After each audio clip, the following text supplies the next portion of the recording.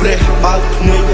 ក្រោយពីលោកផ្ទុំឆ្អែតធម្មជាតិគឺជាខ្នើយកាយឲ្យផុតពីថ្ងៃស្អែកតែថ្ងៃស្អែកមិនប្លែកឡើយមនុស្សទេជាអ្នកប្លែកចាប់ផ្ដើមពី1ម៉ែត្របែកទៅរាប់គីឡូចាប់ផ្ដើមពីដើរហែកចែកចេញរោបើសិនផាត់ទេសំបែកខ្ញុំសំដារហូតដល់ជើងមេវេរត់ស្នូលើដៃទូស្ពតជូតទឹក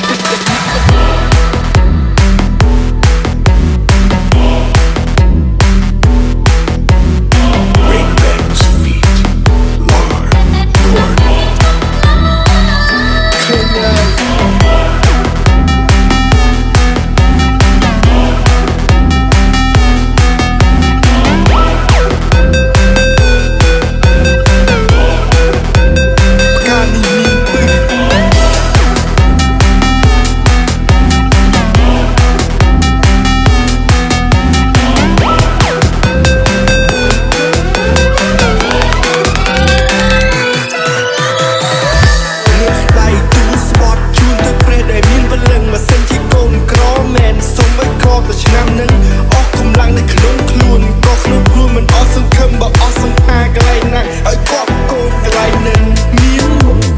ទុក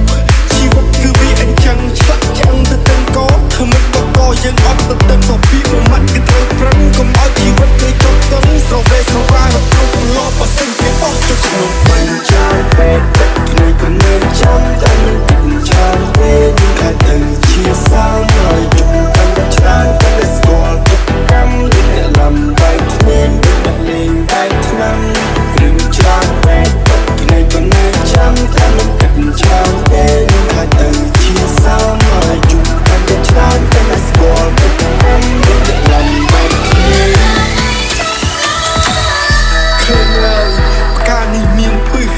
ផ្កាចេះស៊ីមនុស្សធ្វើឲ្យវង្វេងទិញនៅហើយទុកគ្រឿងទាំងអស់នោះឲ្យរសាយទៅតាមខ្យល់ព្រោះរឿងខ្ញុំពិបាកស្រ័យជាងវិបត្តិសកលរលយុទ្ធដឹកលក់អង្គុយ